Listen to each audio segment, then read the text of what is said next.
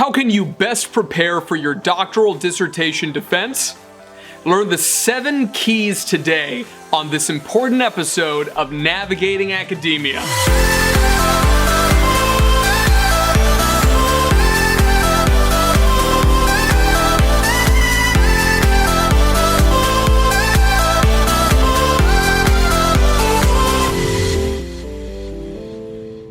What's up, everybody? My name is Dr. Phoenix Singh, and I want to warmly welcome you to this episode of Navigating Academia, your leading source for guidance on how to advance your career in academia.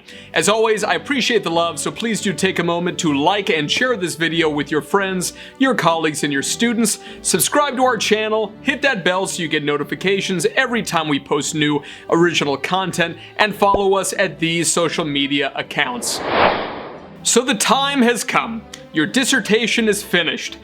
You are, by all accounts, exhausted. Your hygiene is probably terrible. If you have a spouse or a partner, they probably hate you by now, right? Your family hasn't heard from you in months. You haven't eaten a vegetable in years, it may seem like, but you did it. Congratulations. The dissertation is done, and now it is time for the defense.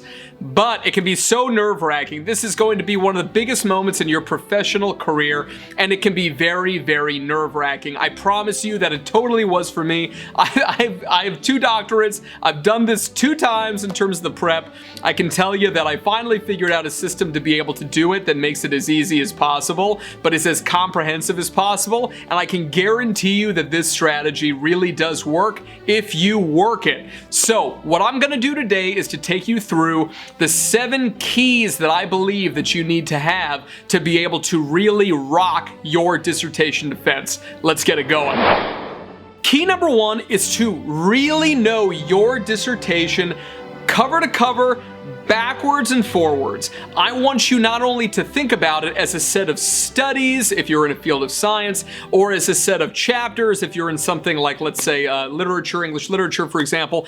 I want you to know the cohesive story that pulls the chapters together and makes it almost into a narrative. It will be a recipe for disaster if the chapters stand totally independently alone and do not have any threads that tie them together. It is essential that the dissertation be like almost like a children's bedtime story, insofar as something where you can explain in a narrative fashion exactly what was done and how the findings of one study led somehow into the next study. This is absolutely critical, okay? You need to know, really need to know why it is that you did everything that you did, okay? Every decision that you made. Let's say that, you conducted some statistical analyses, you're into science. You better know exactly why you conducted those analyses and did not conduct other analyses. Really, what were the competing analyses, analytic techniques you could have used, and why did you pick the one that you did? It is not good enough to say, oh, my supervisor told me to do it, or I don't know, I just thought that that's what you did. Totally inappropriate, okay? You need to know exactly why you did everything that you did, and nothing can be left to chance. It is very, very important, okay? So know what you did, know the alternatives, and know why you picked what you did over those other alternatives. Read that dissertation cover to cover as many times as you need to. Really have a deep understanding of where different things are in your dissertation. In case you get asked specifics about them, you'll know immediately where they are, can jump to them and answer those questions. Key number 2 is to compile a comprehensive list of possible questions that you could be asked, and you can really get this in a variety of different ways. The best, obviously, is to talk to people who have already done doctoral defenses, to look online. There's so many websites of people listing, what they were asked themselves on different forums. There are actually peer-reviewed articles and books that have nothing but lists of questions. You can always sign up for a one-on-one meeting with me, and I can kind of prep you and ask you the standard set of about 50 questions that I ask people to be prepared for before they actually do a defense. Let me tell you, it is just so incredibly important that you compile a comprehensive list, and this list should cover everything. It should cover really high-level questions like, what was the need for, the studies in this dissertation in this field? To things that are really, really low, like in the third study used logistic regression to explore the relationship between, this and this. Why did you do that instead of using Cox regression to take the time factor into consideration? Really specific things, okay? Especially anything that you're afraid of answering, put that in the list, okay? That is the second thing that I want you to do. And then once you have it, I want you to move on to key 3. Okay, so the next few keys, they go together, so we'll kind of rapidly go through them. Key number 3 is each one of those individual questions that you have, I want you to type each one into an individual PowerPoint slide. Okay, not multiple questions per slide, one question per slide, and make sure that the text is nice and big in terms of the question, okay, so that you're going to be able to read it. The fourth key, and this is something that a lot of people have never even known that they can do in PowerPoint, but you can actually attach a voice recording to a slide, and you can make it so that the slide will automatically play that voice recording whenever that slide comes up. And you should be able to especially if you're using, let's say, a laptop or a desktop that also has kind of a webcam, it'll have a mic in it. So you'll be able to literally just, record yourself into the computer such that that will already be in there, right? And you can attach that little sound file to your PowerPoint slide. And I want you to record yourself reading each one of those questions, one at a time, one sound file for every slide, okay? And then I want you to attach each sound file to its corresponding slide. But here's the key thing. I was at Oxford, and I found that a lot of times when people ask questions, the tone that they used was, in my opinion, very derogatory. It was very condescending. And so because of that, I asked myself those questions in very condescending and derogatory ways. So for example, instead of saying something like, what were the major limitations of study number 2? Instead, I would say something along the lines of, looking at this, I don't know, study number 2, it's just not very good. It just seems to have a lot of limitations on here that I think make it so that the piece isn't even publishable, doesn't really even make a unique contribution to the field. I mean, what do you think the limitations are? That's how I would ask the question, because it's the worst case scenario. The worst thing that could happen is me getting asked a question in that regard, like that, during the defense.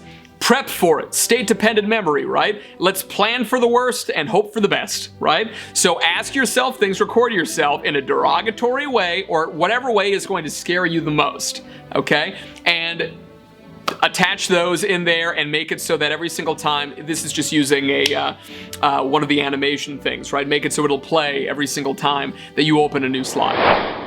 The fifth key, and there's a lot of these, right, is that you have to download a macro, it's called, right, for PowerPoint that will essentially automatically randomize all of the slides. Okay, and this is the big thing, right? So if you literally just go to Google and type in PowerPoint slide randomization macro, you're gonna get a bunch, okay?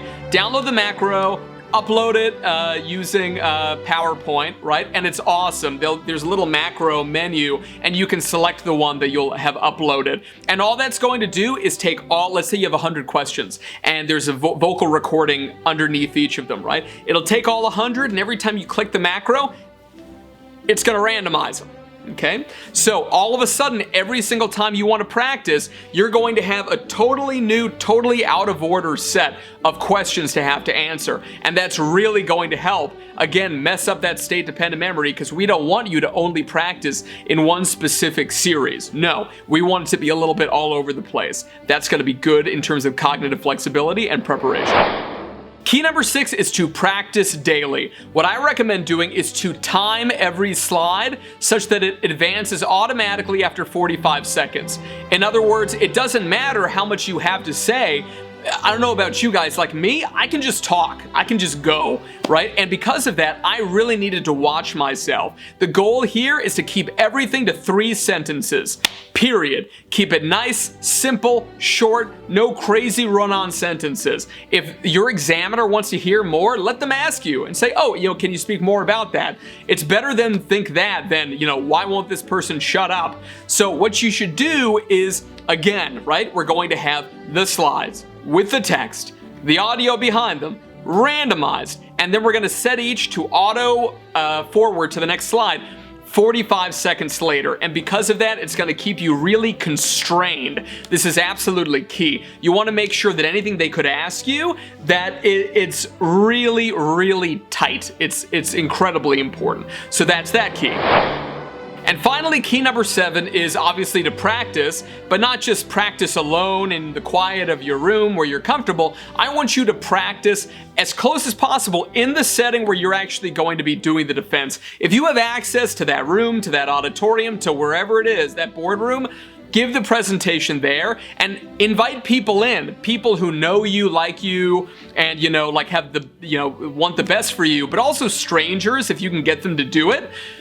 It would be great, right? Just have people who maybe they don't know exactly everything about your dissertation topic. That's key. Usually you'll have somebody who's an external examiner from another university, for example, or if nothing else, another department.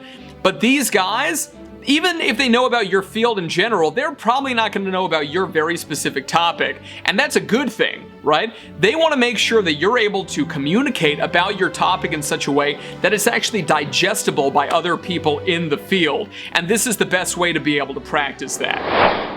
All right, everyone, I hope you found that helpful. If you would like more practice specifically on practicing your doctoral dissertation from somebody who can actually read over it and make sure that you're going to really master and rock this thing, set up a consultation call with me via the website below. Again, thank you so much for watching. Like and share this video with your friends, colleagues, and students. And be sure to comment below. It really helps our algorithm. Just say that you liked the video. Really appreciate it. Hit that thumbs up like, as well as that red subscribe button. And we're looking forward to seeing you in another episode soon. Signing off, everyone. Thank you so much for your time. And don't forget to get out there, take chances, and be your best self. Thank you so much for stopping by, everyone. It's a pleasure to have you here as always. If you enjoyed this video and you'd like to see more in this series on navigating academia, please click on one of these links over here to be able to view more original content. I hope to see you there.